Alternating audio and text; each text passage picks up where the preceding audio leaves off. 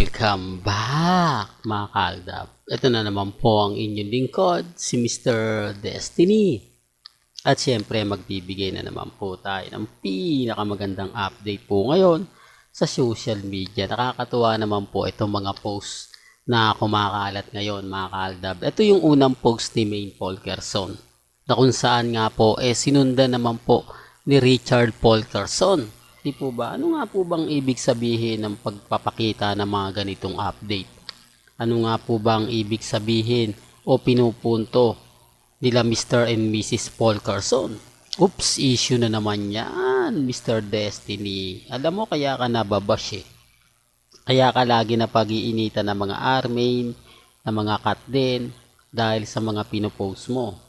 Dahil sa mga ina-update mo, dapat hindi ka nagpo-post ng mga ganyan kasi wala nang aldab. Tapos na yung aldab. Yan naman po yung sinasabi nila sa akin. Yan naman po yung pinapaliwanag nila. Masisisi nyo po ba kami? Ako, ang buong Aldab Nation, kung bakit po kami kampante at matatag. Kasi sa dalawa naman po talaga eh. Di po ba? Alam na ni Maine na maraming post si Alden sa aso. Alam naman natin na nagpo-post po siya. Pero ginagantihan po kasi ni Maine Polkerson. Di po ba? Marami nga, kaya nga po sinasabi ng mga ilang netizen, marami pong dapat i-post si Maine na pabor sa bakasyon nila sa Japan. Di po ba? Marami kasi nagtatanong, lalo na po sa Instagram ni Maine, na kamusta na bakasyon ninyo? Bakit wala kang update? Bakit wala kang ganap? Ano na nga po ba yung hinihintay namin? Ano na nga po ba yung nangyayari sa bakasyon ng pamilya Mendoza? Hindi po ba? Yan yung karamihan na tanong sa Instagram ni Maine Polkerson. Ganon din po sa Facebook. O baka sabihin nyo, hindi nyo nakikita yan. Hindi po ba? Pero mas pinipili ni Maine na i-post ang iba. Mas pinipili ni Maine na i-post yung mga bagay-bagay na nakakatuwa, di po ba? Ang ibig kong sabihin, yung pag-aalaga ng aso. Di po ba? Sinasabi ko lang po ito para lang po sa kaalaman ng lahat. Para lang po sa mga taong galit na galit sa kay Mr. Destiny. Hindi nyo po ako pwedeng sabihin na fake news, paasa, kung ganito naman po ang nakikita ninyo.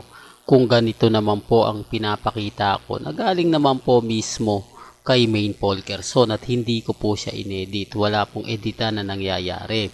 Hindi po tayo mahilig po gumawa ng mga ganyan pagkatapos sasabihin ko latest. Di po ba? Tayo kumukuha po mismo galing naman po kay Maine Polkerson. Yung mga ina-update niya, pinopost niya, kinukumbine lang natin sa mga post kay Richard Polkerson. Speaking of Richard Polkerson, bago tayo doon pumunta, kung bago ka lang sa channel na to at isa kang true-blooded Aldab Nation na nagmamahal kina Mengay at Isoy, tama po ang channel na pinuntahan mo, kaya consider na po kitang bagong subscriber at huwag mong kalimutang i-share ang mga video po natin sa mga mami, sa mga titas at sa mga senyor. Well, eto po kay Alden. Sa tingin niyo po ba mga ka-Aldab, di po ba bonding moment din ito ng kanyang alaga? Pagpapakita lang to, pagpaparamdam din po. Yan ang pinopost ni Alden Richards. Dapat ang ina-update niya yung pelikula nila ni